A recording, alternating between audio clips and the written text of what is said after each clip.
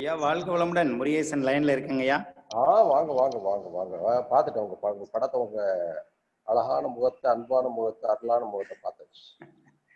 நன்றிங்க.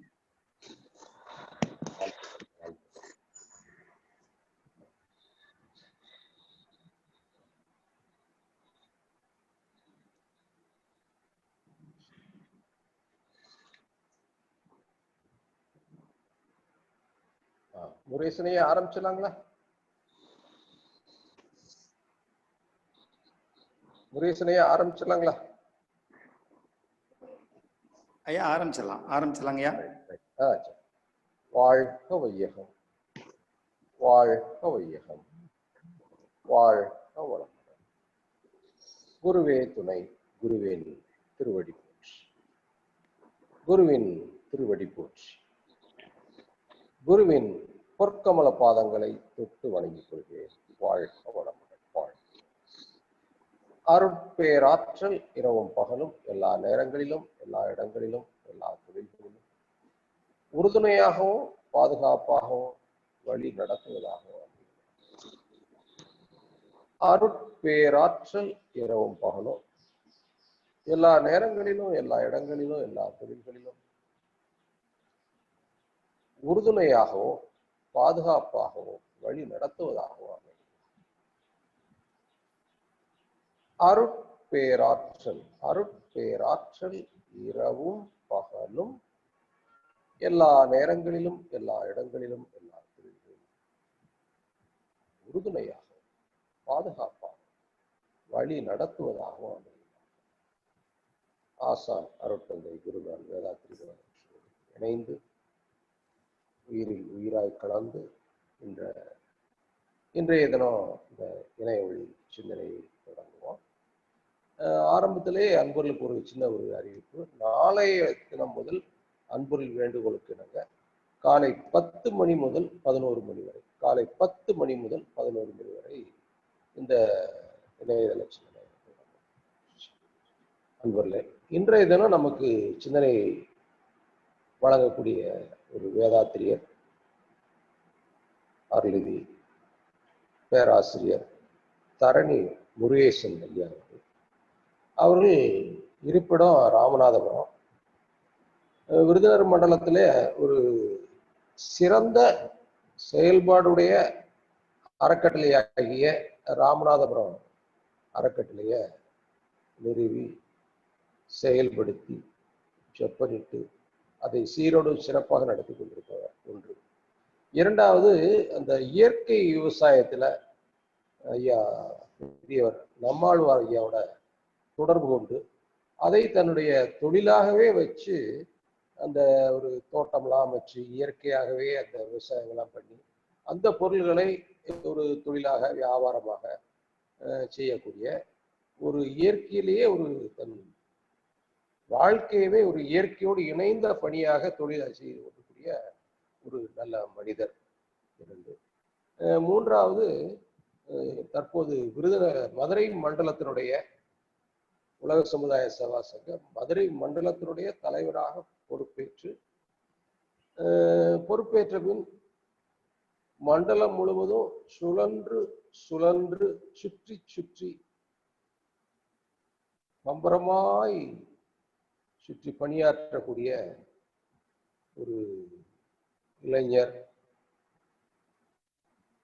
அறிஞர், சிந்தனையாளர், மனவளக்கலை பேராசிரியர் அவர்களை இன்றைய தினம் நம்மோடு இந்த இணையதள சிந்தனையில கலந்து கொண்டு சிந்தனை உரையாற்றுமாறு அவர்களை அன்போடு அழைத்து வாழ்த்தி வணங்கி வரவேற்கிறோம். வாழ்க வளமுடன். வாழ்க. அதே போல இன்றைய தினம் கலந்துகிட்டு இருக்கக்கூடிய அத்தனை அன்புள்ளவங்களையும் அன்போடு வரவேற்கிறோம். வாழ்க வளமுடன். வாழ்க வளமுடன். ஐயா முருகேசன் ஐயா அவர்கள் தற்பொழுது அவருடைய சிந்தனை தொடங்குவார்கள். வாழ்க வாழ்க வளமுடன். ஐயா தவம் நானே நடத்திடவா இல்லை வேற எல்லாமே நீங்க தான்? சரிங்க சரி, எல்லாம் நீங்க 11 பண்ணுங்க. நன்றி, நன்றி. வாழ்க வையகம், வாழ்க வையகம், வாழ்க வளமுடன். குருவே துணை. அழுத்தமெனும் உந்து ஆற்றல் ஒன்றைக் கொண்டே அணுமுதலாய் அண்ட கோடிகள் அனைத்தும் ஆக்கி வழுத்தும் ஓர் அறிவு முதல் ஐந்தும் ஆறும் வகை வகையாய் உயிரினங்கள் தோற்றுவித்து முழு திறனுடன் காத்து முடிக்கும் மேலாம் முழுமுதற் பொருளே நம் அறிவாய் ஆற்றும். பழுத்த நிலை வரும் வரையில் நீ நான் என்றோம், பதமடைந்தோம், ஒன்றானோம், பரமானந்தம். சிந்தையை அடக்கியே சும்மா இருக்கின்ற சீரறிய செய்த குருவே, அந்த நிலைதனில் அறிவு அசைவற்றிருக்க பெரும் ஆனந்தம் பொங்குதிங்கே. இந்த பெரும் உலகம் இசை எடுத்த பல பிறவிகளின் இறுதி பயனாய் சந்ததமும் என மறவாத சாந்த வாழ்வழித்தோய் என் சந்தோஷ செய்தி இதுவே. நாடி சுத்தி செய்து கொள்வோம்.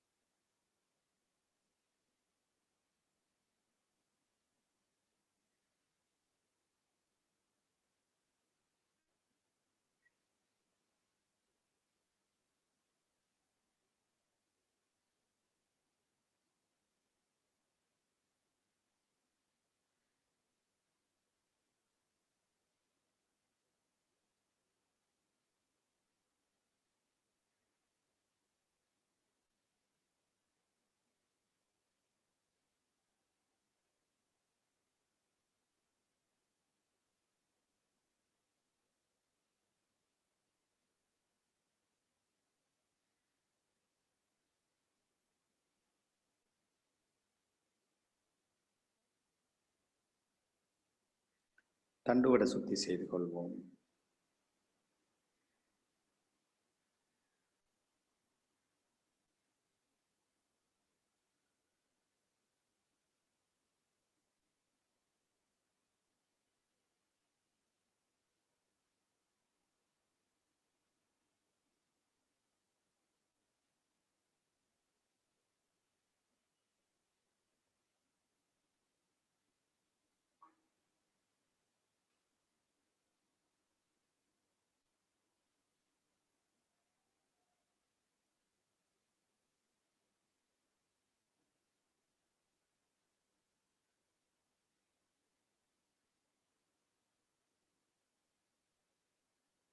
நாம் அமர்ந்துள்ள இடத்தை சுற்றிலும் நல்ல தெய்வீக ஆற்றலே நிரம்பின. நாம் அமர்ந்துள்ள இடத்தை சுற்றிலும் நல்ல தெய்வீக ஆற்றலே நிரம்பின. நாம் அமர்ந்துள்ள இடத்தை சுற்றிலும் நல்ல தெய்வீக ஆற்றலே நிரம்பின. அருள் பேராற்றல் உடலிலே உயிரிலே அலை அலையாக பாய்வதை உணர்கிறோம். அருள் பேராற்றல் உடலிலே உயிரிலே அலை அலையாக பாய்வதை உணர்கிறோம். அருள் பேராற்றல் உடலிலே உயிரிலே அலை அலையாக பாய்வதை உணர்கிறோம்.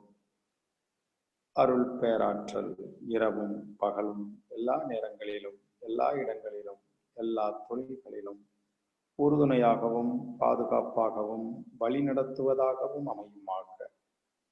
அன்னைக்கு வணக்கம், தந்தைக்கு வணக்கம், ஆசான் அருள் தந்தை வேதாத்ரி மகரிஷி அவர்களுக்கு வணக்கம். தவம் துரியம் துவக்கம் ஆக்கினை.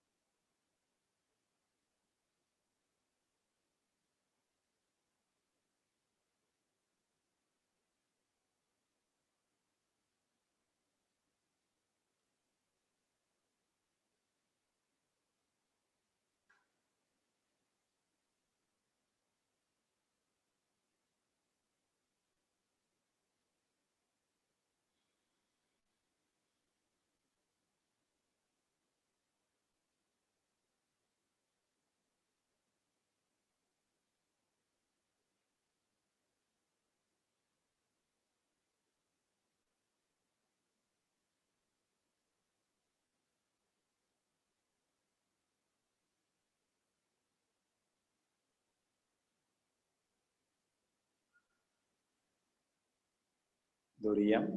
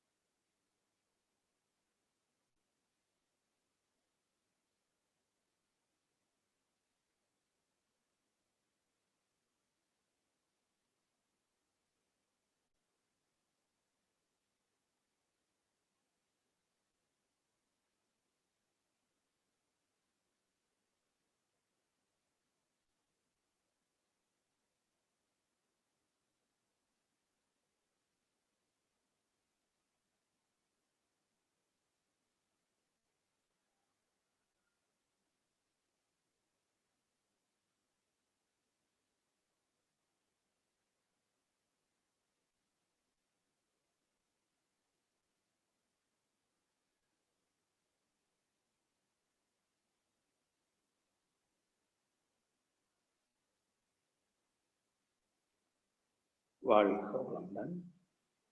தவ ஆற்றல் உடல் முழுவதும் பரவட்டும். உடலும் உள்ளமும் தூய்மையடையட்டும், மேன்மை பெறட்டும்.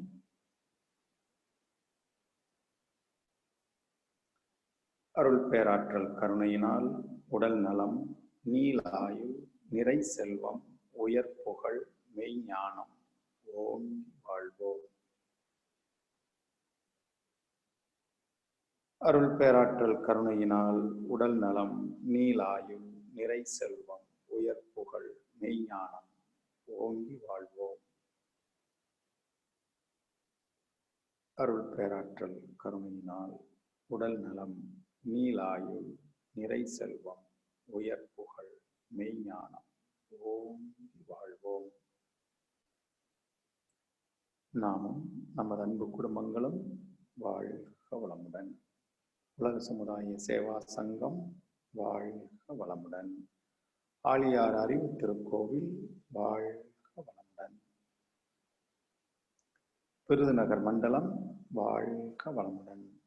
அதனுடன் இணைந்த அனைத்து அறக்கட்டளைகளும் தவமையங்களும் வாழ்க வளமுடன். இந்த கூட்டுத்தவத்தில் நாட்டின் பல்வேறு மூலைகளிலிருந்து பங்கு கொண்ட நாமும் நமது அன்பு குடும்பங்களும் வாழ்க வளமுடன். நம் மனதில் அமைதி நிலவட்டும், நம்மை சுற்றிலும் அமைதி நிலவட்டும், உலகம் முழுவதும் அமைதி நிலவட்டும். அமைதி, அமைதி, அமைதி.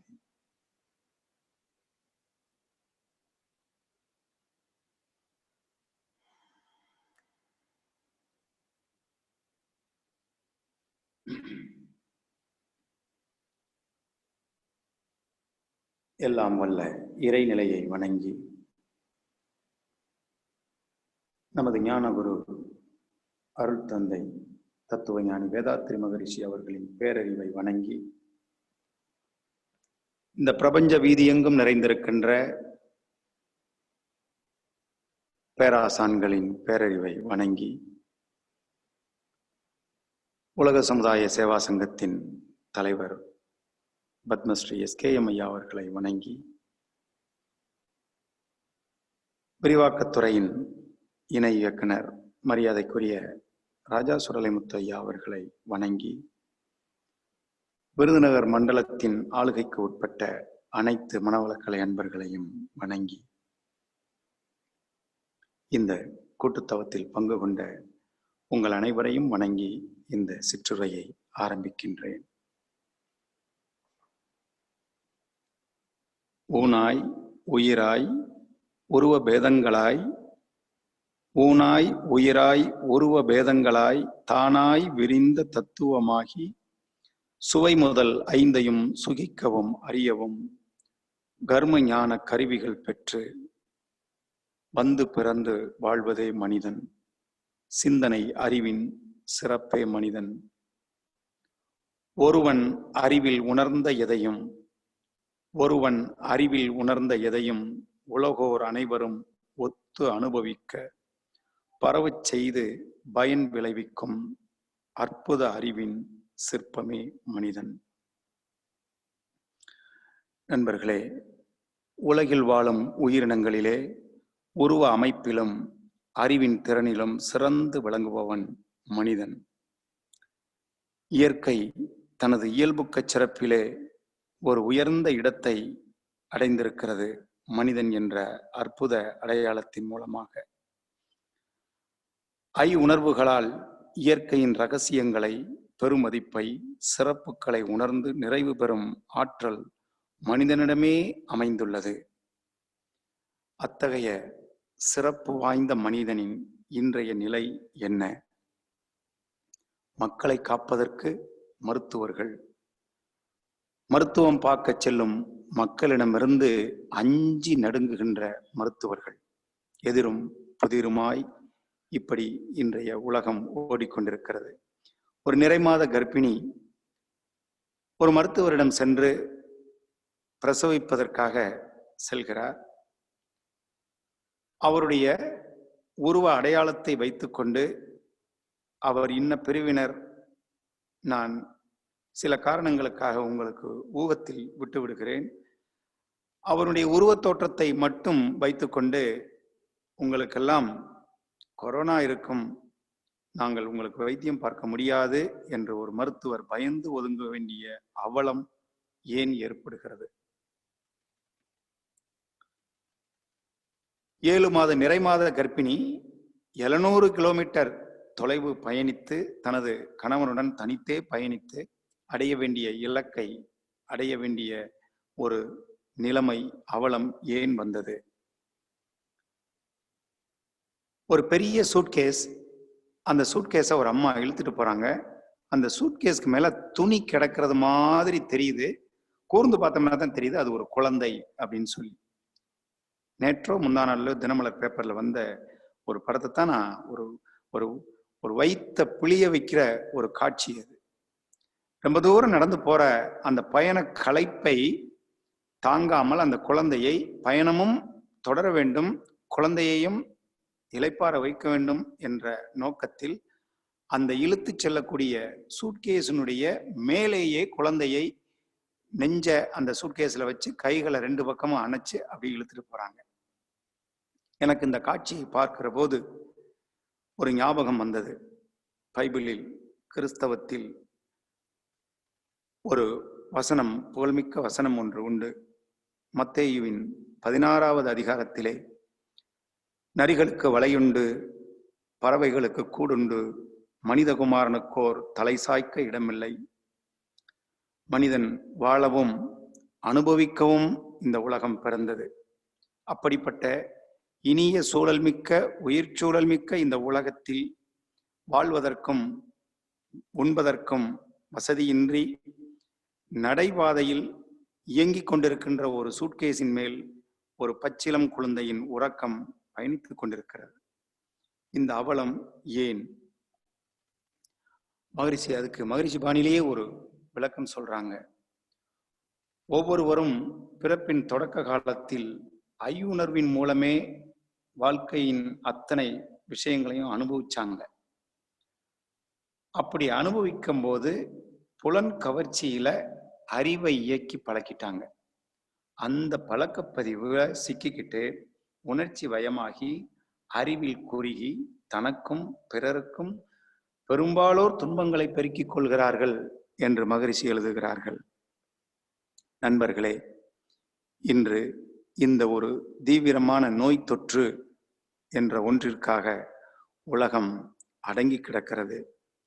உலகம் முழுக்க மக்கள் வெளியில் நடமாடக்கூடாது என்று எப்போதும் 2ஆம் உலகப் போர் உச்சத்தில் இருந்த காலத்தை விட அதிகமான பயத்தில், பீதியில் மக்கள் வீடுகளுக்குள் முடங்கி கிடக்கிறார்கள்.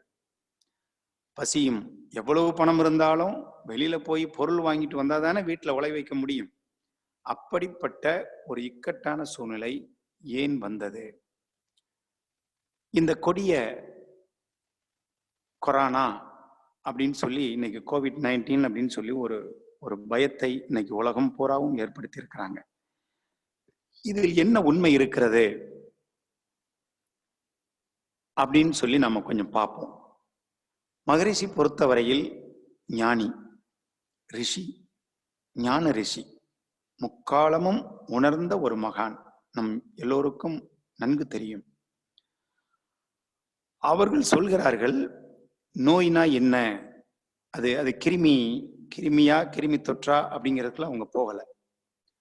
மகரிஷியை பொறுத்தளவுல நோய்க்கு என்ன காரணம் அப்படின்னு சொல்றாங்க. ஒரு பாடல்ல சொல்றாங்க, கருவமைப்பு, உணவு வகை, எண்ணம், செய்கை, ககனத்தில் கோள்கள் நிலை, சந்தர்ப்பத்தால் வரும் இயற்கை நிகழ்ச்சிகளின் மோதல் எல்லாம் வாழும் உயிர்களுக்கு பல ரசாயனங்கள் தரும் மாற்றம், தரம் ஒக்க இன்பம் துன்பம், தகுந்த அளவாம் இதிலோர் சக்தி மீறி பெருகி இரத்த சுழல் தடுக்க நோயாய் மாறி. மீண்டும் சொல்கிறேன், இதிலோர் சக்தி மீறி பெருகி இரத்த சுழல் தடுக்க நோயாய் மாறி பின்னும் அதிகரித்துவிட மரணமாகும். அதாவது 2 வகையில சொல்றாங்க, இயற்கை காரணங்களை 2 சொல்றாங்க. கருவமைப்பு, கோள்களின் நிலை. 4 செயற்கை காரணங்கள் சொல்கிறாங்க. உணவு, எண்ணம், செய்கை, சந்தர்ப்ப மோதல். இந்த 6 காரணங்கள் தான் நோய்க்கு காரணம். அப்படின்னா இந்த வைரஸ் யாரு, இந்த கொரோனா யாரு, மலேரியா வைரஸ் எது, HIV வைரஸ் எது, எபோலா, சிக்கன் குனியா, இந்த மாதிரி நிறைய வைரஸ்களை இன்னைக்கு அடையாளப்படுத்தி சொல்றாங்க. பொதுவா மக்களுக்கு ஞானம் வேணும் அப்படின்னு மகரிஷி ஆசைப்பட்டாங்க. ஞானம் அப்படின்னா என்ன அப்படிங்கிறதுக்கு மகரிஷியே ஒரு விளக்கம் சொல்றாங்க.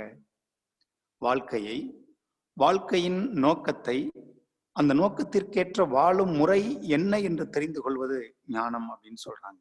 நான் மீண்டும் சொல்கிறேன், வாழ்க்கையை, வாழ்க்கையின் நோக்கத்தை, அந்த நோக்கத்திற்கேற்ற வாழும் முறை என்ன என்று தெரிந்து கொள்வது ஞானம் அப்படின்னு சொல்றாங்க. மகரிஷியே இன்னொரு இடத்துல ஞானத்துக்கு விளக்கம் சொல்றாங்க. ஞானம் என்றால் அறிவின் தெளிவு என்பது பொதுவான விளக்கம் அப்படின்னு சொல்றாங்க. அதாவது அறிவை அறிந்த தெளிவு அப்படின்னு சொல்றாங்க. பொதுவா உடல் இயக்கம், உயிர் இயக்கம் இரண்டும் இணைந்த ஒரு சிறப்பு இயக்கம்தான் ஜீவன், ஜீவ இனம். உடலின் ஊடே உயிர் சுழன்று இயங்கும் போது அந்த உயிரின் சிறப்பு ஆற்றலாக எழும் விளைவு உணர்ச்சிகள். உணர்ச்சிகளை துய்த்து உயிரானது பெறும் உண்மை நிலை தெளிவு அறிவு அப்படின்னு சொல்றாங்க மகரிஷி. ஆகவே நண்பர்களே, ஜீவனின் பிறப்புக்கும் இறப்பிற்கும் இடையே நடைபெறும் தொடர் இயக்கம்தான் மனித வாழ்க்கை. இப்படிப்பட்ட இந்த வாழ்க்கையில் நோய் தொற்று எப்படி உருவாகிறது? கருவமைப்பு, எண்ணம், செய்கை, கோள்களின் சஞ்சாரம், சந்தர்ப்ப மோதல், இவைகளெல்லாம் உடம்புல ரசாயன ஏற்றத்தாழ்வுகளை உருவாக்கி அதன் மூலமாக காந்தம், மின்சாரம், காற்று, இரத்தம் ஆகிய இந்த 4லும் அதனுடைய இயக்கத்தின் போக்கில் விரைவில் தேக்கமோ தடையோ வேக வித்தியாசமோ ஏற்படுகிறது. அந்த வேக வித்தியாசம் உடம்புல ஊடுருவி ஓடிக்கொண்டிருக்கின்ற உயிரின் இயக்கத்தில் தடை ஏற்படுகிறது. இந்த தடைதான் நோயாகிறது. இந்த நோய் நீடித்தால் மரணமாகிறது. அப்ப கொரோனாவால் ஏற்படும் நோய் என்னது? மகரிஷி சொல்றாங்க, வாதபித்த சிலேத்துமத்தில் ஏற்படக்கூடிய தடை உயிரின் இயக்கத்தில் தடையை ஏற்படுத்துகிறது. உயிரின் இயக்கத்தில் ஏற்படுத்தக்கூடிய தடை நோய். அந்த நோய் நீடித்தால் மரணம் அப்படின்னு சொல்றாங்க. சரி, மகரிஷி யார்? மகரிஷி ஒரு ஆன்மீகவாதி என்ற போதிலும் அவர் ஒரு தலை சிறந்த மருத்துவரும் கூட. நீங்க அந்த காலத்திலேயே மிகப்பெரிய ஆய்வுகளை நடத்தியிருக்கிறார்கள். சரக சம்ஹிதை, சுஸ்ரு சம்ஹிதை, மாதவ நிதானம், அஷ்டாங்க ஹிருதயம், ரசரத்ன சமுச்சயம் உள்ளிட்ட நூல்களில் ஆழ்ந்த பாண்டித்யம் பெற்றவர் மகரிஷி. அதை யாரிடமிருந்து பெற்றார் அப்படிங்கிறத மகரிஷியே எழுதுறாங்க. டாக்டர் எஸ் கிருஷ்ணராவ் அவர்களிடம் மந்தைவெளி வீட்டில், அந்த பிராடிஸ் ரோட்ல இருந்த மந்தைவெளியில் பிராடிஸ் ரோட்ல இருந்த வீட்டில் இருந்த அந்த கிருஷ்ணராவ் என்ற ஒரு எனது ஞான குருவிடமிருந்து நான் கற்றேன் அப்படின்னு சொல்றாங்க. கற்று ஒரு பரீட்சையும் எழுதுறாங்க மகரிஷி. அகில இந்திய ஆயுர்வேத மகா மண்டல் அண்ட் வித்யாபீடம் என்ற ஒரு அமைப்பு அந்த காலத்துல இருந்திருக்கு. ஆயுர்வேதத்துக்கு அது நாடு பூரா இருந்திருக்கு. அதனுடைய கிளை சென்னையிலும் இருந்திருக்கு. அந்த அந்த அமைப்பினுடைய நோக்கமே ஆங்காங்கு மருத்துவர்களை உருவாக்கி மருத்துவம் செய்ய வைப்பது. அதுல ஒரு தேர்வு வைப்பாங்க. அந்த தேர்வுல வடமொழியில எழுதுனா அவங்களுக்கு வைத்தியசாரதா என்றும், மற்ற மொழிகள்ல தேர்வு எழுதினாங்கன்னா அவங்களுக்கு வைத்திய பிஷக். மகரிஷியை பொறுத்தவரையில் தமிழில் எழுதி வைத்திய பிஷக் என்ற பட்டம் பெற்றிருக்கிறார். மெய்யறிவாளர்களே, இதில் பெரிய விஷயம் என்ன அப்படின்னா, இன்னைக்கு அலோபதியும் ஆயுர்வேதமும் சித்த மருத்துவமும் வேறு வேறு திசைகளில் இயங்குகிறது. இன்னும் சொல்ல போனால் அலோபதிக்கும் சித்த மருத்துவத்திற்கும் ஒன்றும் பிணக்கு இல்லை. சில அடிப்படை முரண்பாடுகள் இருக்கிறது என்ற போதிலும் அது ஒன்றை ஒன்று ஒதுக்கி நிறுத்துவது இல்லை. ஆனால் இந்த வைத்தியங்களை எல்லாம், இந்த மருத்துவ முறைகளை எல்லாம் அலோபதி முற்றிலுமாக புறக்கணிக்கிறது. ஆனால் ஆரம்ப கட்டத்தில் இந்த அலோபதி மருத்துவத்தில் தேர்ந்த மிகப்பெரிய மருத்துவர்களான கேப்டன் சீனிவாசமூர்த்தி, முதல் பெண் மருத்துவரான டாக்டர் முத்துலட்சுமி ரெட்டி, இவங்கெல்லாம் கூட அந்த காலத்துல மகரிஷி பரீட்சை எழுதின காலத்துல, மகரிஷி ஆயுர்வேத பரீட்சை எழுதின காலத்துல அந்த அகில இந்திய ஆயுர்வேத மகாமண்டல் அண்ட் வித்யாபீடம் என்ற அமைப்பிற்கு இயக்குநர்களாக இருந்திருக்கிறார்கள். அலோபதி மருத்துவர்கள் ஆயுர்வேத அமைப்பிற்கு இயக்குநர்களாக இருந்திருக்கிறார்கள் என்றால், இந்தியாவில் அலோபதி மருத்துவம் கால் வைத்த காலத்தில் ஆயுர்வேதமும் சித்த மருத்துவமும் ஒன்றிணைந்தே இருக்கிறது. ஆனா இன்னைக்கு நிலைமை அப்படி இல்லை. இன்னைக்கு சித்த மருத்துவம் படிப்பவர்கள் கூட அலோபதியினுடைய அடிப்படை பிளாட்ஃபார்ம்ல நின்றுக்கிட்டு தான் படிச்சுக்கிட்டு இருக்கிறாங்க. என்ன காரணம் அப்படின்னா, சித்த மருத்துவம் எதை அடிப்படையாக கொண்டது அப்படின்னா, பஞ்சபூத தத்துவத்தை அடிப்படையாக கொண்டது. நிலம், நீர், நெருப்பு, காற்று, ஆகாசம், விண் என்ற 5 தத்துவங்கள் உடலில் இயங்கிக் கொண்டிருக்கிறது அல்லவா? அந்த இயக்கத்தில் ஏற்படக்கூடிய ஏற்றத்தாழ்வை நாடிகளை பரிசோதித்து நாடி பிடிச்சு பார்த்து எந்த மூலகம் கூட இருக்குது, எந்த மூலகம் குறைச்சிருக்குது அப்படின்னு சொல்லி பார்த்துட்டு அதற்கேற்ப மருத்துவம் தந்தார்கள். ஆனால் இன்று BSMS படிக்கக்கூடிய எந்த மாணவருக்கும் நாடி பிடித்து பார்க்க தெரியுமா என்பது சத்தியமாக கேள்விக்குரிய. காரணம், அவர்கள் நாடி பிடித்து பார்ப்பதற்கு பதிலாக ஸ்டெதஸ்கோப் வச்சுதான் அவங்களும் இன்னைக்கு செக் பண்றாங்க. நாடி பிடிச்சு பார்க்கறதுல பஞ்சபூத அந்த மூலகங்களுடைய ஏற்றத்தாழ்வை வைத்துத்தான் ஒரு வைத்தியம் பார்க்க முடியுமே ஒழிய, அப்படி பார்த்தால்தான் சித்த மருத்துவம் சித்திக்குமே ஒழிய, அப்படி என்றால் சித்திக்காத ஒரு சித்த மருத்துவத்தை இவர்களால் எப்படி கொடுக்க முடியும் மருந்தாக? இன்னைக்கு இந்த நாடு ஒரு பாரம்பரியமிக்க வைத்தியர்களை கொண்டது. 3000 வருடங்களுக்கு முன்பு சரகரம், சுஸ்ருதரம் ஆயுர்வேத சாஸ்திரத்தில் மிகப்பெரிய மனிதர்களாக இருந்திருக்கிறார்கள். அவர்கள் எப்படி உருவானார்கள் என்றால், அவர்கள் காலங்களே அவர்களாக உருவாகவில்லை. அவர்கள் எழுதிய சரக சம்ஹிதையும் சுஸ்ரு சம்ஹிதையும் கூட அவர்களுக்கு முன்பிருந்த பல்லாயிரக்கணக்கான ஆண்டுகால மருத்துவ வரலாற்றினுடைய தொகுப்பு நிதியங்களாக அந்த நூல்கள் இடம்பெற்றிருக்கிறது. இதை அவர்களே அந்த நூல்களில் முன்னுரையில் குறிப்பிட்டிருக்கிறார்கள். ஆக ஒரு பாரம்பரியமிக்க வைத்திய சாஸ்திரம். இந்த வைத்திய சாஸ்திரம் இன்று மாற்று மருத்துவம் என்ற பெயரில் அழைக்கப்படுகிறது. வந்த பிடாரி இருந்த பிடாரியை ஓட்டுனது மாதிரி எங்கிருந்தோ சனியனை போல இந்த நாட்டுக்குள் வந்த இந்த மருத்துவ முறையானது இங்க இருந்த பழம்பெருமையும் பாரம்பரியமும் மிக்க மருத்துவத்தை மாற்று மருத்துவம் என்று நாமளே நம் வாயால் சொல்லக்கூடிய அளவிற்கு அதனுடைய தாக்கத்தை ஏற்படுத்தி விட்டது. சரி, இப்போ மருத்துவம் மருத்துவத்துறை என்ன சொல்கிறது, கிருமினா என்ன, இந்த வைரஸ்னா என்ன, கொரோனானா என்ன அப்படிங்கிறத சற்று ஆழ்ந்து பார்ப்போம். வேதாத்ரி மகரிஷி அவர்களை பொறுத்தவரையில் உயிரின் இயக்கத்தில் ஏற்படக்கூடிய தடை, வலி, அது நீடித்தால் நோய், அது நீடித்தால் மரணம்னு சொல்லிட்டார். ஆனா மருத்துவ உலகம் கிருமிகளால் இந்த உலகம் ஆளப்படுகிறது அப்படிங்கிற அடிப்படை சித்தாந்தத்தை வைத்து நவீன மருத்துவம் இயங்குகிறது. அப்படியெனில் இந்த கிருமிகளால் என்ன, கிருமி என்ன செய்யுது, கிருமி தத்துவத்தை பத்தி கொஞ்சம் பார்ப்போம். பொதுவாக கிருமிகள், நீங்க அடிப்படையில் நான் சொல்றது கொஞ்சம் அபத்தமாக கூட தெரியும். இந்த உரையின் முடிவில் நீங்கள் ஒவ்வொருவரும் எனது கருத்தை நீங்கள் ஆழமாக ஏற்றுக்கொள்வீர்கள். இது வேதாத்ரி மகரிஷியினுடைய தளம். இதில் சத்தியத்தை தவிர வேறு ஒன்றிற்கும் இடமில்லை. வேதாத்ரி மகரிஷியை பொறுத்தவரையில் உலக பிரபஞ்ச இயக்கம், பிரபஞ்ச கோட்பாடு ரொம்ப அற்புதமா சொல்றாங்க. நியூட்டனை பொறுத்தவரையில கிராவிட்டி இருக்குது, பூமிக்கு ஈர்ப்பு விசை ஒண்ணு இருக்குது, அதனால பூமியை நோக்கி பொருள் இழுக்குது அப்படின்னு சொல்லி சொன்னாங்க. அதுக்கு நேர் எதிர் திசையில நின்று மகரிஷி பார்த்த கோணத்தில் அவருக்கு உண்மை புலப்பட்டு மகரிஷி சொன்ன தத்துவம் என்ன அப்படின்னா, பூமிக்கு ஈர்ப்பு விசை அப்படிங்கிறத விட இந்த தள்ளுமாற்றல் கொள்ளுமாற்றல் அப்படிங்கிற ஒன்று இருப்பதால் அது நடக்குது. பூமி விலகி போகாமலும் உள்ள சூரியனுடைய ஆகர்ஷணத்துக்கு உள்ள போகாமலும் இருந்துகிட்டு இருக்குது. அதுக்கு தன்னிருக்க சூழ்ந்தழுத்தும் ஆற்றல் என்ற ஒன்று இறைநிலையினுடைய உள்ளார்ந்த ஆற்றல் தான் காரணம் அப்படிங்கிறத மகரிஷி சொல்றாங்க. ஆக ரெண்டுக்கும் முரண்பாடு இருப்பது போல் இன்று மருத்துவ உலகம் என்ன சொல்கிறதோ அதிலிருந்து மாறுபட்ட கோணத்தில் நிறைய அறிஞர்கள் சிந்தித்துக் கொண்டிருக்கிறார்கள். அதுதான் உண்மை, அதுதான் நிதர்சனமும் கூட. இந்த கிருமி தத்துவத்தை பத்தி அதை ரொம்ப டீப் ரூட்டடா இப்ப நம்ம பார்க்கலாம்.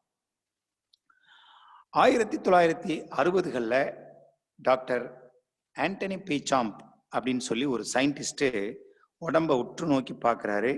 உள்ள சில நுண்ணுயிர்கள் இருப்பதை அடையாளம் கண்டுக்கிறார். அவர் கண்டுபிடிச்ச அந்த நுண்ணுயிர் அடையாளத்திற்கு மைக்ரோசைமாஸ் அப்படின்னு பெயர் வைக்கிறார். 1860களின் துவக்கங்களில் டாக்டர் ஆண்டனி பீச்சாம்ப் உடம்புக்குள்ள இருந்த உடம்பிற்கு அப்பா, அதாவது உடம்பிற்கு தேவையற்ற முறையில் உடம்பிற்குள்ள இருந்த சில உயிர்களை அடையாளம் கண்டு அந்த நுண்ணுயிர்களுக்கு மைக்ரோசைமாஸ்னு பேர் வச்சாரு. அந்த மைக்ரோசைமாஸ் தான் பின்னால வைரஸ் அப்படிங்கிற லத்தீன் மொழி சொல்லாக அது மாற்றம் பெற்றது. அனைத்து மருத்துவ வார்த்தைகளும் லத்தீன் மொழியில் இருக்கிறது. அது ஏன் லத்தீன் மொழியில் வருகிறது அப்படின்னு பாத்தீங்கன்னா, இந்த மருந்து வியாபாரிகளுக்கு அது ஒரு ராசியான மொழியாக ஆகி போயிடுச்சு. நீங்க மருத்துவ உலகின் எந்த வார்த்தையாக இருந்தாலும் அது லத்தீன் மொழி. லத்தீன் மொழி கிட்டத்தட்ட அழிஞ்சு போயிடுச்சு. எழுத்து வழக்கில் இப்போது அது இல்லை. அது ஒரு காலத்துல கிளாசிக்கல் லாங்குவேஜாக இருந்தால் கூட இன்று அந்த நிலையெல்லாம் இழந்து பேச்சு வழக்கிலிருந்து முற்றிலும் அது அழிந்து போய்விட்டது. ஆனால் அந்த சொல்லாடல்களை, லத்தீன் மொழி சொல்லாடல்களை யார் பயன்படுத்துகிறார்கள் என்றால், மருத்துவ உலகின் சர்வ அதிகாரத்தையும் கையில் எடுத்து வைத்திருக்கிற சில மருந்து வியாபாரிகள் அந்த பெயர்களை, லத்தீன் மொழி பெயர்களை ராசியின் காரணமாக எடுத்து வைத்திருக்கிறார்கள். ஆக இந்த வைரஸிற்கு முதல் கண்டுபிடிப்பாளராகிய டாக்டர் ஆண்டனி பீச்சாம்ப் வச்ச பேரு மைக்ரோசைமாஸ்.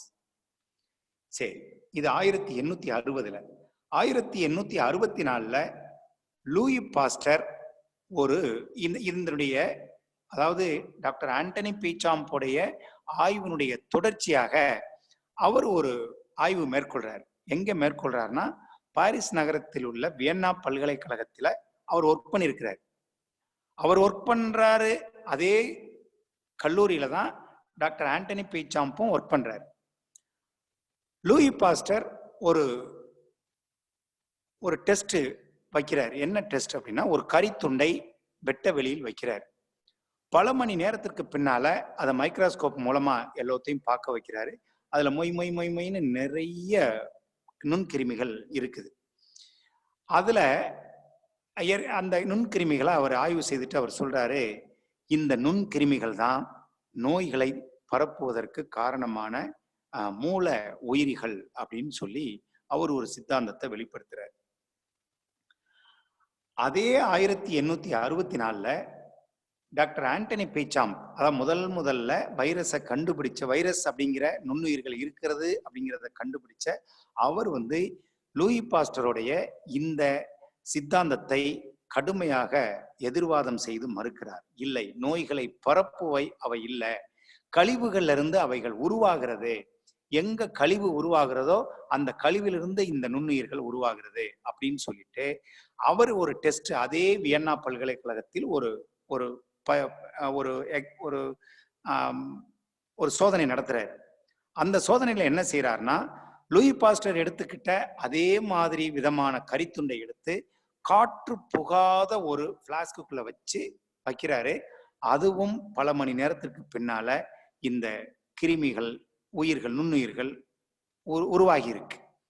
அப்ப அவர் என்ன சொல்றாரு அப்படின்னா, இது நுண்ணுயிர்கள் நோய்களை பரப்புறது இல்ல, கழிவு எங்க இருக்கோ அந்த இடத்துல இந்த நுண்ணுயிர்கள் உருவாகிறது அப்படின்னு சொல்றாரு.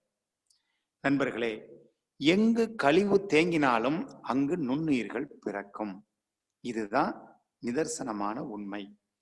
இந்த நுண்ணுயிர்கள் ஒரு இடத்துல இருந்து இன்னொரு இடத்திற்கு பரவுமா அப்படின்னா கண்டிப்பா பரவாது அப்படிங்கிறது அந்த கடந்த காலத்திலேயே அதற்கான ஆய்வுகளையும் நடத்தி இருக்கிறார்கள். 1892 பெட்ரின் காஃபர் அப்படிங்கிற ஒரு சயின்டிஸ்ட் என்ன செய்யறாரு, கிருமிகள் கலந்த உணவை சாப்பிடுறாரு.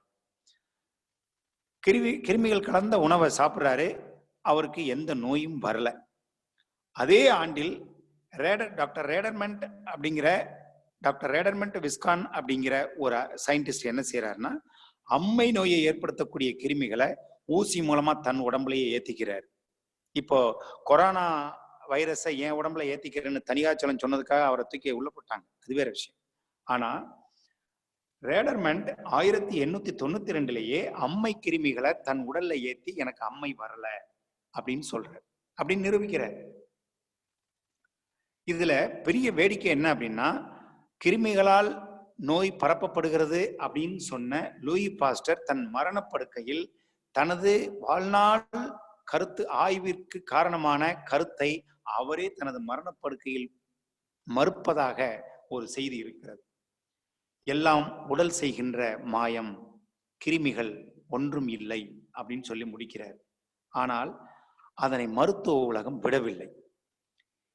ஏன் மருத்துவ உலகம் விடவில்லை?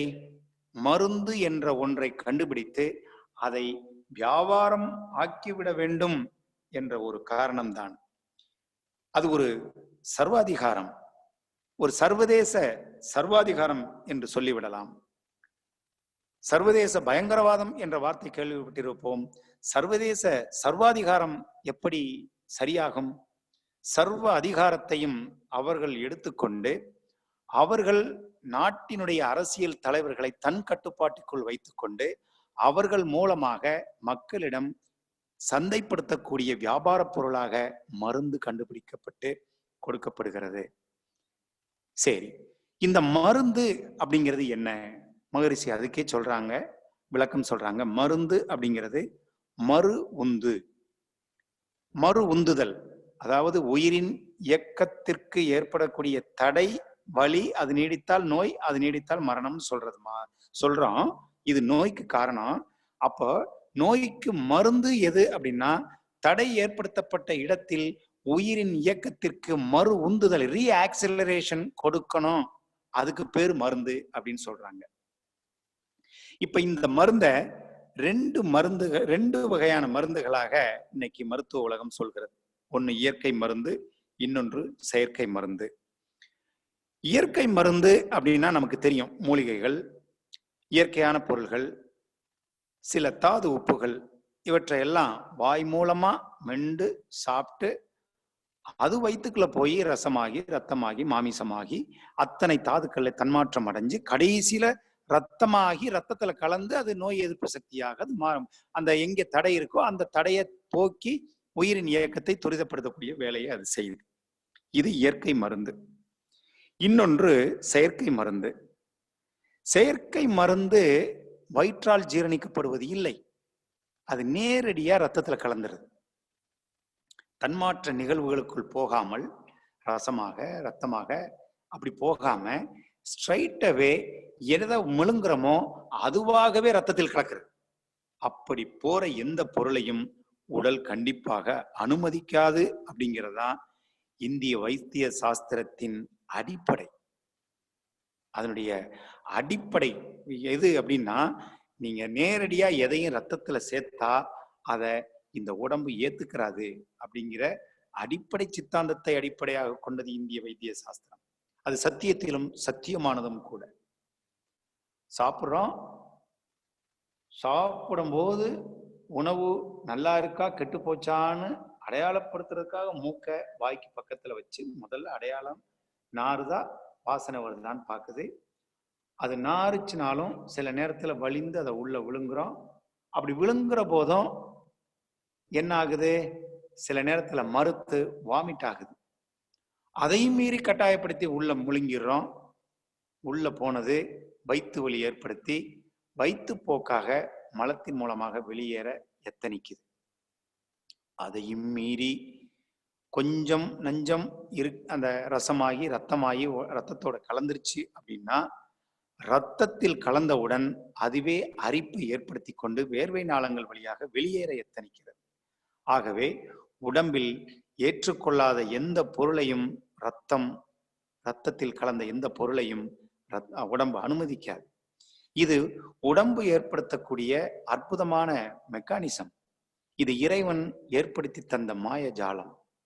இந்த நிலையில் இருக்கக்கூடிய ஒரு உடலை வைத்துக்கொண்டு நாம மருந்து சாப்பிடுறோம். நாம சாப்பிடக்கூடிய மருந்து அது மருந்தா ஆயிருமா அப்படின்னா கண்டிப்பாக அதை ஏத்துக்கிறாது. ஏன் ஏத்துக்கிறாது? நீங்க ஒரு சின்ன விஷயத்தை சொல்றேன். மலேரியாவுக்கு மருந்து கண்டுபிடிக்கிறாங்க. எப்ப கண்டுபிடிக்கிறாங்க? 1795 டாக்டர் சாமுவேல் ஹனிமன் அப்படிங்கிற ஒரு ஜெர்மன் அறிஞர் அந்த மருந்து அவர் வாழ்நாள்ல அவரு ஒரு மருத்துவர் ஆகணும்னு ஆசைப்பட்டு அவர் கண்டுபிடித்த முதல் மருந்து சின்கோனா. இந்த சின்கோனா தான் மலேரியாவை கண்ட்ரோல் பண்ணுது. இது கண்டுபிடிச்ச வருஷம் 1795. நீங்க அதுல இருந்து பின்னோக்கி 1764களுக்கு பின்புதான் இந்த கிருமி சார்ந்த புரிதல்களே வருது. ஆக கிருமி அல்லது நாம் சொல்லக்கூடிய வைரஸ் அதை அடையாளம் காண்பதற்கு முன்பாக டாக்டர் சாமுவேல் ஹனிமன் அவர்களால் சின்கோனா கண்டுபிடிக்கப்படுகிறது. அது கண்டுபிடிக்கப்பட்டு 70 ஆண்டுகளுக்கு பின்பு 1864 மலேரியாவுக்கு வேறு விதமான ரசாயனத்தை உருவாக்க முயற்சிக்கிறார்கள். அதை மருந்து என்று சொல்லி மக்களுக்கு கொடுத்து இன்றளவும் கொடுத்து கொண்டிருக்கிறார்கள். நிறைய பைரால்பின் அப்படி இப்படிலாம் இன்னைக்கு நிறைய மருந்து வருது. ஆனா இன்றளவும் மலேரியாவுக்கு உள்ள ஒரே வெற்றிகரமான மருந்து எது அப்படின்னா சின்கோனா தான். எப்படி மஞ்சள் காமாலைக்கு கீழாநெல்லியோ அம்மைக்கு வேப்பிலையோ வேர்வை மற்ற சீக்குகளுக்கு கற்றாழை நோய் எதிர்ப்பு சக்தியாக மருந்தாக பயன்படுகிறதோ அதுபோல் மலேரியாவை கட்டுப்படுத்துவதற்கு இன்றளவும் வெற்றிகரமான ஒரு மருந்து இருக்குது அப்படின்னா அது சின்கோனா தான். அதையே இன்னைக்கு மருத்துவ உலகம் ஹைட்ராக்சி குளோரோகுயின் அப்படின்னு சொல்லி வேற பேரை வச்சு இன்னைக்கு அதை அலோபதியாக கொஞ்சம் லைட்டா அப்படி மாத்திருச்சு. இன்னைக்கு அந்த மருந்து கிடைக்காம உலகத்தின் சர்வாதிகாரத்தின் உச்சத்தில் இருந்து கொண்டு உலக போலீஸ்காரராக இருந்து கொண்டு இன்னைக்கு உலகை அடக்கி ஆண்டு கொண்டிருக்கின்ற உலக வர்த்தகத்தின் தலைமை பீடமாக இருக்கின்ற அமெரிக்கா நடுத்தருவில் நின்று இந்த மருந்துக்காக கூப்பாடு போட்டுச்சு. நமக்கு எல்லாருக்கும் தெரியும். கிட்டத்தட்ட ஜெர்மனியில இருந்து அது கடத்தி கொண்டு போனாங்க. அது மெக்சிகோவுக்கு போன அந்த ஹைட்ராக்சி குளோரோகுயின் மருந்தை அவங்க மிரட்டி ஒரு கிட்டத்தட்ட ஒரு பறிச்சு அபகரிச்சுக்கிட்டு அதை மெக்சிகோவுக்கு போக விடாம கடத்தி கொண்டு போனாங்க. இந்தியாவை சற்றேறக்கூடிய மிரட்டி பார்த்தாங்க. ஆனா நமது பாரத பிரதமர் தயவே உருவான ஒரு தயாபதி அவர் மிரட்டலுக்கு பயப்படலை. அவரு அமெரிக்காவுக்கு மட்டும் இல்லை, இன்னைக்கு உலகம் பூராவும் நம்மளுடைய மருந்து இன்னைக்கு இந்த ஹைட்ராக்சி குளோரோகுயின் போய்கிட்டு இருக்குது. அது அமெரிக்காவுடைய மிரட்டுதலுக்கு அப்படின்னு சொல்லி கூட சில விமர்சிச்சாங்க. அவர் கொஞ்சம் 2 நாள் போட்டு பார்த்தாங்க, வேற வழி தெரியல, மக்கள் அவதிப்படுறாங்கன்னு சொல்லிட்டு உலகம் பூராவும் அந்த மருந்து இன்னைக்கு போய்கிட்டு இருக்கு. ஆக 1795 கண்டுபிடித்த அந்த சின்கோனாவுக்கு மாற்று மருந்தாக இன்றளவும் உலகம் மருந்து வெற்றிகரமான எதிர்ப்பு மருந்து கண்டுபிடிக்கல. நீங்க கொஞ்சம் யோசித்து பாருங்க. உங்களுடைய யோசனைகளுக்கு நான் விட்டு விடுகிறேன். இன்றளவும் அதற்கு மாற்று மருந்து இல்லை என்றால் அப்ப மருந்துங்கிறது அதுதான் மருந்து. ஆனால் ஆயிரக்கணக்கான மருந்துகளை இன்னைக்கு மலேரியாவிற்கும் மற்ற ஆன்டிபயோட்டிக்ஸ்ங்கிற பேர்ல நிறைய மருந்து பொருள்களை கண்டுபிடிச்சு இன்னைக்கு மிகப்பெரிய சர்வதேச வியாபாரம் நடந்து கொண்டிருக்கிறது. லட்சம் கோடிகளில் பில்லியன் கணக்கில் வியாபாரம் வர்த்தகம் நடந்து கொண்டிருக்கிறது. அந்த வர்த்தக முதலாளிகள் தான் இன்னைக்கு உலக சர்வாதிகாரத்தை நடத்தி கொண்டிருக்கிறார்கள்.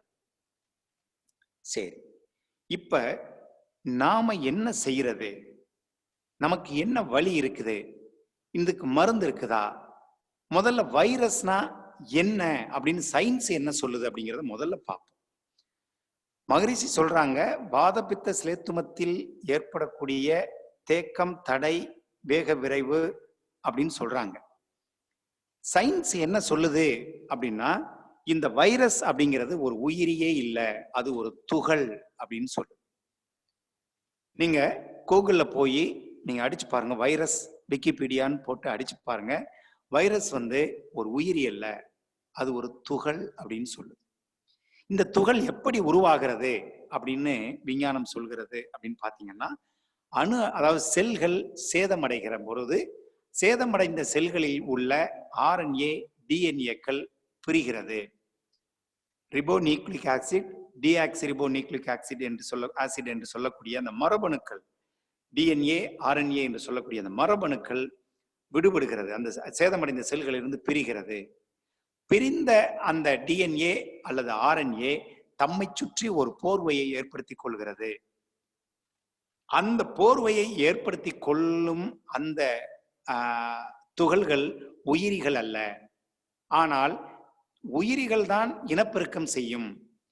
இந்த துகள்கள் எப்படி பல்கி பெருகுகிறது அப்படின்னு பார்த்தா, அதுக்கு விஞ்ஞானம் சொல்கிறது, அந்த செல்களில் செல் பிரிதல் அப்படிங்கிற ஒரு மெக்கானிசம் இருக்கு பாத்தீங்களா, மெட்டபாலிசம். செல்கள் வளர்ச்சி அடைகிறது, உடல் வளர்ச்சி அடைகிறது அப்படிங்கிறதுக்கு என்ன காரணம்? செல் பிரிகிறது.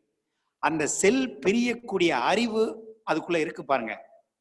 அந்த என்ஜினியரிங் கட்டமைப்பை இந்த வைரஸ்கள், அந்த துகள்கள் எடுத்துக்கொண்டு தனதாக்கி கொண்டு அதிலிருந்து அது தன்னை பிரிகிற டெக்னிக்கை ஏற்படுத்தி அது பிரிஞ்சு போகுது அப்படின்னு சொல்றாங்க. இது எதுவரை பிரியும் அப்படிங்கிறத அப்புறம் பார்ப்போம். முதல்ல இது எப்படி செல்கள் சிதையுது, செல்கள் ஏன் சேதமுறுகிறது அப்படின்னு பார்த்தா, எங்க கழிவு தேங்குதோ அந்த இடத்துல வாத பித்த சிலித்துமம் மகரிஷி பாணியில இந்திய பாரம்பரிய வைத்திய சாஸ்திரத்தின் அடிப்படையில நாம சிந்திச்சோம் அப்படின்னா, வாதபித்த சிலேத்துமம் தடைபடக்கூடிய இடத்தில் உயிரின் இயக்கம் தடைபடும்.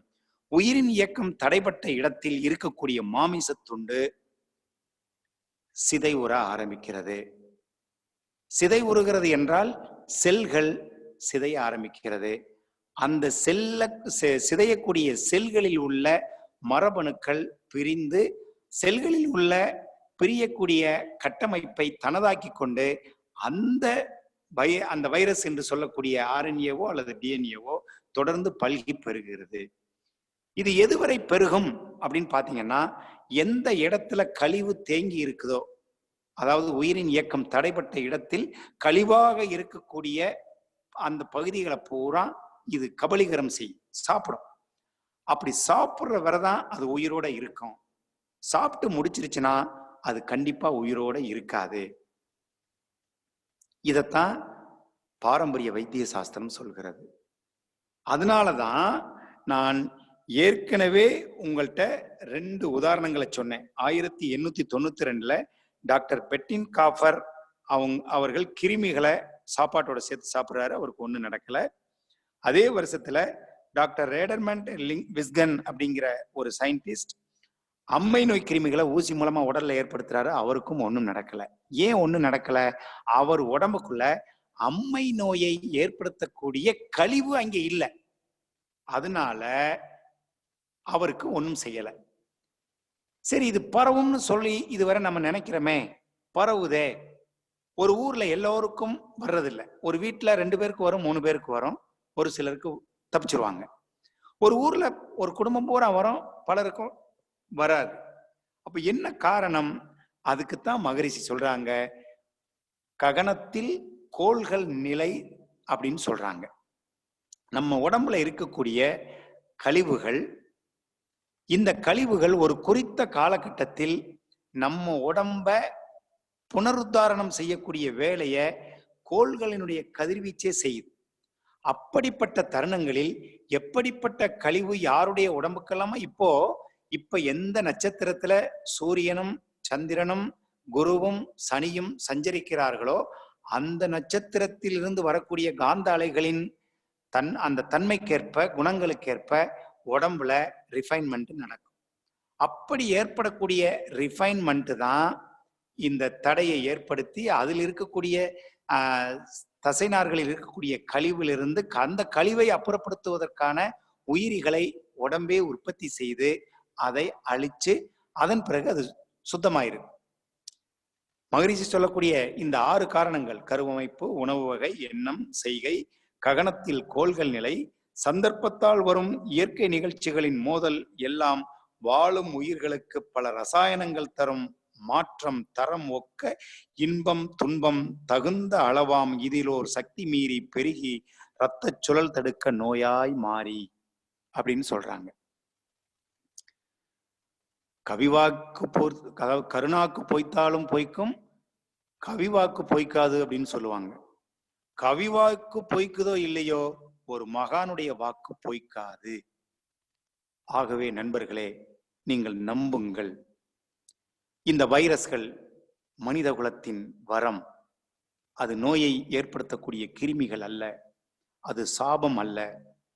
வைரஸ்கள் மனிதனின் உள்ளே உருவாகின்ற, மனிதனை புனருத்தாரணம் செய்யக்கூடிய, இறைவன் நடத்தக்கூடிய அற்புதத்தின் வெளிப்பாடு. ஆகவே ஒரு மருத்துவர்கள் கூட இன்னைக்கு அஞ்சு நடுங்கிற அளவுக்கு இன்னைக்கு இந்த கொரோனாங்கிற பேர் எல்லோரையும் அச்சுறுத்தி கொண்டிருக்கிறது. நாம் செய்ய வேண்டியது என்ன? இது அப்படியே விட்டுருவோம். இது சார்ந்த அடிப்படை புரிதலை போற அப்படியே பஞ்ச் பண்ணி கொடுத்துட்டேன், உங்களுக்கு ஹைலைட் பண்ணி ஃபோக்கஸ் பண்ணி காமிச்சாச்சு. நீங்கள் சிந்தனையாளர்கள், வேதாத்திரிய விற்பனர்கள், நாம் என்ன செய்ய வேண்டும்? நமக்கு சில பொறுப்பு இருக்கிறது. மகரிஷி சொல்றாங்க, பிறந்து விட்டோம், வாழ்கின்றோம், அனுபவித்தோம், பெற்ற பலன் இன்பம் துன்பம் இரண்டே ஆகும். பிறந்து விட்டோம், வாழ்கின்றோம், அனுபவித்தோம், பெற்ற பலன் இன்பம் துன்பம் இரண்டே ஆகும். இறந்துவிடப் போகின்றோம் என்றோ ஒரு நாள். இதற்குள்ளே அமைதி பெற உலக வாழ்வை துறந்து விட முடியாது.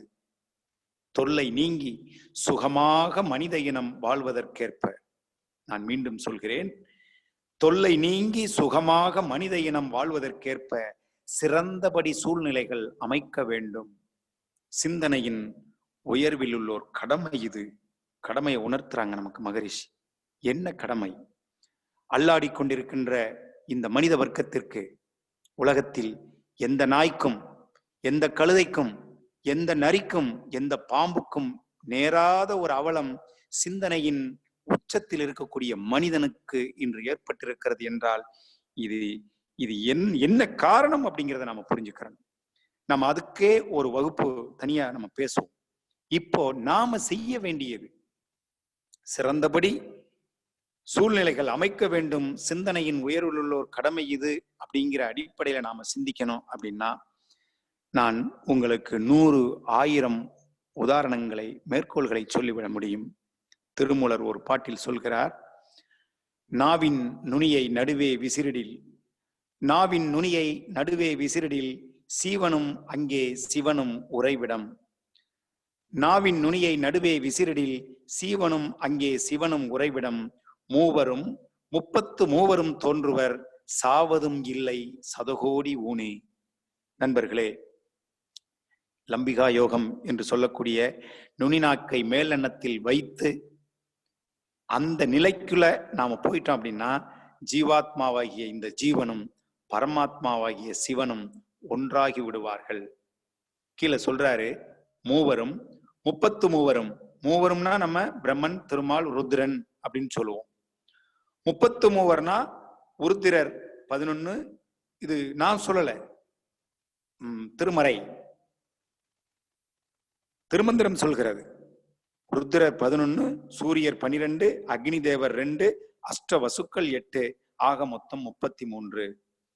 நான் வேதாத்ரி மகரிஷியின் சீடன் என்ற அளவில் அறிவை கொண்டு நான் அறிந்த முறையில் ஆய்வு செய்கையில் 33 முள்ளெலும்புகளின் நடுவே ஓடக்கூடிய சுழுமுனை நாடி மற்ற 2 இடகளை பிங்களையோடு ஒன்றிணையக்கூடிய தருணம் எப்ப வாய்க்கும் அப்படின்னா, நுனினாவை மேலெண்ணத்துல வச்சிட்டோம் அப்படின்னா, லம்பிகா யோகத்தில் இருந்தோம் அப்படின்னா நாம் சாவதும் இல்லை, சதகோடி ஆண்டுகள் வாழ்ந்து விடலாம் அப்படின்னு சொல்லி திருமூலர் சொல்றாரு.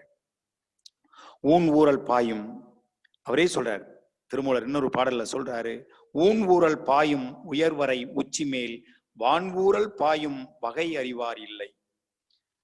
ஊன் ஊரல் பாயும் உயர்வரை உச்சி மேல் வான்ஊரல் பாயும் வகை அறிவார் இல்லை. வான்ஊரல் பாயும் வகை அறிவாருக்கு தேன் ஊரல் உண்டு தெளியலுமாமே. ஊன் ஊரல் மஜ்ஜையில் உருவாகக்கூடிய உயிர் துளியை தலைக்கு மேல் ஏத்திட்டோம் அப்படின்னா அங்கே தேன் ஊரல் உண்டு தெளியலுமாமே. இதைத்தான் வேதாத்ரி மகரிஷி ஒரு தன்னுடைய காயகல்ப கவியில ஒரு இடத்துல சொல்றாங்க. சுக்கிலத்தை மேலேற்றி மனதை வைத்து துரிய நிலை நின்று தவம் ஆற்றும் யோகம், சுக்கிலத்து தவம் குதத்து பயிற்சி கூட்ட தூக்கம் போகம் உணவு முன்னம் செய்ய, சுக்கிலமே கெட்டியாம் ஆண்மை ஓங்கும் தொல்லை தரும் நோய் வகை போம் இளமை காக்கும், சுக்கிலத்தோடு உயிர் சீவகாந்தம் மிக்கும் சூட்சுமமே இக்கலையாம் காயகல்பம் அப்படின்னு சொல்றாங்க. திருமூலர் இன்னொரு பாடல்ல சொல்றாரு, உடலில் கிடந்த உறுதி குடிநீர், உடலில் கிடந்த உறுதி குடிநீர் கடலில் சிறுகணற்று ஏற்றம் இட்டால் ஒக்கும், உடலில் ஒரு வழி ஒன்றுக்கு இறைக்கில் நடலை படாது உயிர் நாடலும் ஆமே. நடலைனா துன்பம், உயிருக்கு நேரக்கூடிய துன்பம். அதாவது உடலில் கிடந்த உறுதி குடிநீர் கடலில், அதாவது என்ன சொல்றாரு அப்படின்னா, கடலுக்கு பக்கத்துல அதுல பொருள் விளக்கம் என்ன சொல்லுது அப்படின்னு சொன்னா, நான் சொல்லக்கூடிய திருமந்திரம் சொல்வதாக அறிஞர்கள் மொழிபெயர்ப்பு அந்த உரை விளக்கம் எழுதியிருக்கிறதுல என்ன சொல்லியிருக்கு அப்படின்னா, மனிதனுடைய சிறுநீரை குடிச்சோம் அப்படின்னா நாம துன்பப்படாத உயிர் அப்படின்னு சொல்லி அந்த அதுல பொருள் விளக்கம் வருது. அதுக்கு அந்த பாட்டுல அப்படிதான் பொருள் விளக்கம் சொல்லியிருக்கிறாங்க. அதுக்கு எப்படி குடிக்கணும் அப்படிங்கிறது அதுல எனக்கு இந்த விஷயங்களை பலருக்கும் உடன்பாடு இல்லாம இருக்கலாம். ஆனா இன்னைக்கும் மொரார்ஜி தேசாய் சிறுநீர் குடிச்சார் அப்படின்னு சொல்லுவாங்க. இன்னைக்கு வாழ்ந்து கொண்டிருக்கின்ற மகான்களில் சுபாஷ் பாலேக்கர் உள்ளிட்ட மிகப்பெரிய மகான்கள் எல்லாம் அதை குடிக்கிறாங்க. அதுக்குத்தான் சொல்லியிருக்கா. அது எப்படி குடிக்கணுங்கிறதெல்லாம் கூட சில பக்குவம் இருக்குது, நம்ம அதுக்குள்ள போகல. ஆனா இந்த பாட்டுல அதை சொல்லியிருக்கா அப்படின்னா கண்டிப்பா அது இல்லை அப்படிங்கிறதான் என்னுடைய தரப்பு வாதம். அதை நான் உங்களுக்கு அழகா மொழிபெயர்க்கிறேன். உடலில் கிடந்த உறுதி குடிநீர் கடலில் சிறுகணற்று ஏற்றம் இட்டால் ஒக்கும் அப்படின்னு சொல்லி, அதாவது கடல் தண்ணி, உப்பு தண்ணி, அதுக்கு பக்கத்துல தோண்டினோம்னா சுத்தமான நல்ல தண்ணி கிடைக்குது. அதை ஏற்றம்ங்கிறது தண்ணியை இறைக்கிறது.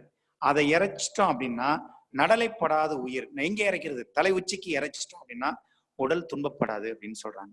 நண்பர்களே, உப்பு கரிக்கக்கூடிய சிறுநீர் பை, அந்த சிறுநீர் பைக்கு பக்கத்துல எப்படி கடலுக்கு பக்கத்துல நல்ல தண்ணிய ஊற்றாக தோண்ட முடியுமோ அப்படி உப்பு இருக்கக்கூடிய சிறுநீரகத்திற்கு பக்கத்துல இருக்கக்கூடிய மூலாதாரத்தில் இருக்கக்கூடிய உயிர் நீரை தலை உச்சிக்கு ஏத்திட்டோம் அப்படின்னா நடலைப்படாது உயிர் துன்பப்படாது. நம்முடைய இந்த பாடல்கள் 100 1000 மேற்கோள்களை என்னால் உங்களுக்கு காட்டிவிட முடியும்.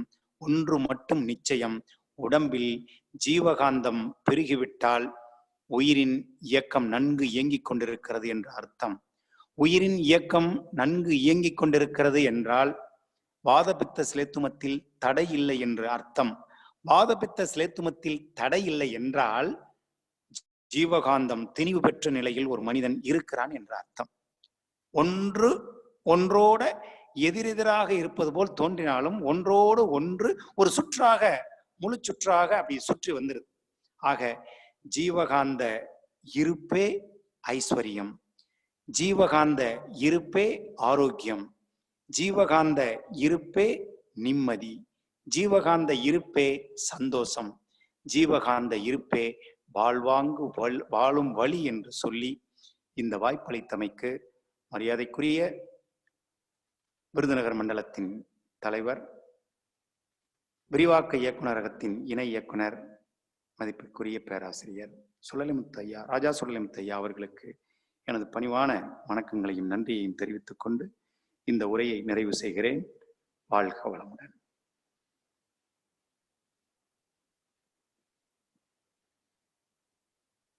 வாழ்க வளமுடன் ஐயா, வாழ்க வளமுடன். வேற எதுவும் கேள்விகள் எதுவும் இருந்தா கேட்கலாம். அன்பர்களே, பாலசுப்ரமணியம் இணைஞ்சிருக்கீங்களா? ஆமையா, அந்த கேள்வி ஒருத்தருக்காக என்று என்னுடைய கருத்து, இன்றைக்கு ஒரு வித்தியாசமான ஒரு சேனல், ஒரு வார்த்தையோட நாம ரொம்ப தேவையில்லாத வார்த்தைன்னு இல்லாம முழுக்க முழுக்க தேவையான செய்திகள், தகவல்கள், கருத்துக்கள், ரெஃபரன்ஸ், எக்ஸாம்பிள், ஒரு ஐயா பேராசிரியர் முருகேசன் ஐயாட்டது நான் இவ்வளவு விஷயங்கள் கிடைக்கும்னு நான் எதிர்பார்க்கல. ஒரு பெரிய அரிய களஞ்சியமாக இருக்கிறார். அதுல பாருங்க, இன்றைக்கு தேவையான தத்துவங்களை விட இது முக்கியம் அப்படின்னு கேட்டீங்கன்னா வாழ்க்கையை முக்கியம். மகர்ஷியை பல இடத்துல சொல்றாரு, மகான்களும் சொல்றாங்க. தத்துவங்கள் முக்கியமா, வாழ்க்கை முக்கியமான? வாழ்க்கை தான் முக்கியம். அப்புறம் தத்துவம் எதுக்கு? வாழ்றதுக்காக தத்துவம். அதனால இந்த சாமியுடைய தத்துவங்கள் எல்லாமே வாழ்க்கைக்காக, உடல் நலத்துக்காக. அதுல உடல் இருந்தா தானே மனம், உள்ளம், கருமையம், காந்தம், அந்த உடலை எப்படி வச்சுக்கணுங்கிறதுக்கு இதுவரைக்கும் நாம பலர் கேட்டிராத ஒரு கோணத்துல, ஆஸ்பெக்ட்ல கொடுத்தாரு. ரொம்ப ரொம்ப வார்த்தையில இல்லை, அந்த அளவுக்கு பயனுள்ள ஒரு சிந்தனைகள. நான் ஆரம்பத்தில் ஒரு 4 வகுப்புக்கு முந்தி சொல்லியிருக்கேன், நாம நிறைய அந்த மூத்த பேராசிரியர்கள், ரொம்ப அந்த விஐபி அப்படிங்கிறப்ப சாதாரணமாக கொடுக்கும்போது நமக்கு நிறைய விஷயங்கள் கிடைக்கும். நான் ஏற்கனவே ஒரு ராஜபாளைய பொன்னிச்சாமியாட்ட கூட ஒரு தடவை சொல்லிக்கிட்டேன். அவங்க கிட்ட நமக்கு நிறைய விஷயங்கள் புதுசா கிடைக்கும். புதிதா அவங்க சிந்தனையை தேடிக்கிட்டு இருக்காங்க, வச்சிருக்காங்க. அது வெளிப்படணும். அந்த வகையில இன்றைக்கு முருகேசன் அவர்கள் சிந்தனைங்கிறத விட ஒரு வைத்திய முறையை நமக்கு கொடுத்திருக்கிறாங்க. அதுல அவரு எதை மிக்ஸ் பண்ணிருக்காருன்னு கேட்டீங்கன்னா பாத்தீங்கன்னா, அலோபதி பிளஸ் நம்முடைய இந்திய மருத்துவம் பிளஸ் சாஸ்திர ரீதியான மருத்துவ முறை, இந்திய சாஸ்திர ரீதியான மருத்துவ முறைகள் பிளஸ் வேதாத்திரிய மருத்துவம், வேதாத்திரி சொன்ன மருத்துவம், இது எல்லாத்தையும் மிக்ஸ் பண்ணி கொண்டு வந்து கடைசியில் நமக்கு விடைய கொடுத்திருக்காரு. அவர் சொன்ன வார்த்தை எனக்கு ஒரு புதிதாகவும் பயனுள்ள வார்த்தையாக இருந்துச்சு. நம்ம இந்திய மண்ணுல, நம்ம மண்ணுல, தமிழ் மண்ணுல தோன்றிய மருத்துவத்தை, நம்ம மண்ணுல உள்ள மருத்துவத்தை நம்ம இப்ப மாற்று மருத்துவம்னு சொல்றது நமக்கே ஒரு வேதனையா இருக்குன்னு சொன்னாரு. ரொம்ப முக்கியமா எங்கேயோ தோன்றிய ஒரு அலோபதி, லத்தீன்ல தோன்றிய மருத்துவம் நம்ம மருந்து சொந்த மருத்துவம் ஆகி போச்சு. நம்ம மருத்துவம் நமக்கு இன்னைக்கு மாற்று மருத்துவம் ஆகி போச்சு. இந்த வகையில ஒரு நல்ல செய்தியெல்லாம் சொன்னாங்க. இப்ப நான் அன்பர்களுக்கு வேண்டுகோள் என்னன்னு கேட்டீங்கன்னா, நீங்கள் ஏதாவது ஐயங்கள் ஏதாவது கேட்கறேன், இது மாதிரி நிகழ்ச்சியில என்னுடைய ஆதங்கம் நிறைய அன்பர்கள் வந்து கேட்கணும், நிறைய அன்பர்கள் கேட்டு பயன்படணும். இந்த 1 மணி நேரத்துல நாம வேற பெரிய என்ன சாதிச்சிட போறோம் இந்த சூழலில்? நிறைய அன்பர்கள் வந்து கேட்கணும். இப்ப யாராவது நீங்க ஏதாவது ஒரு கருத்துக்களோ, ஐயங்களோ, வினாக்களோ இருந்துச்சுன்னா நீங்க கேட்கணும். உங்களுடைய இதுல கைகளை தூக்கலாம். Rice hands. வேலாயுத ராஜாங்கிற கொடு கொடு.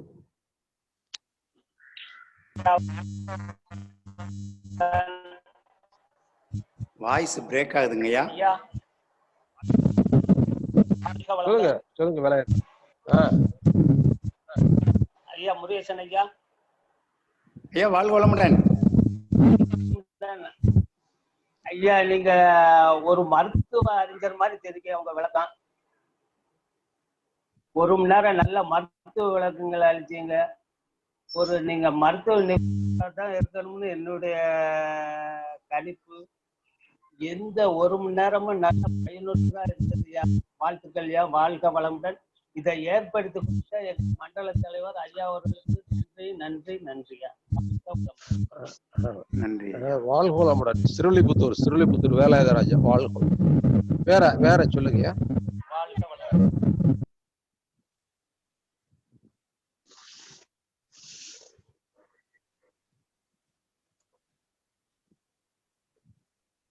பாலசுப்ரமணியம் வேற யாரா இருக்காங்களா? நிறைவு பதிக்கு வந்துடலாமையா? நிறைய வரலாமா? சரி சரி சரி.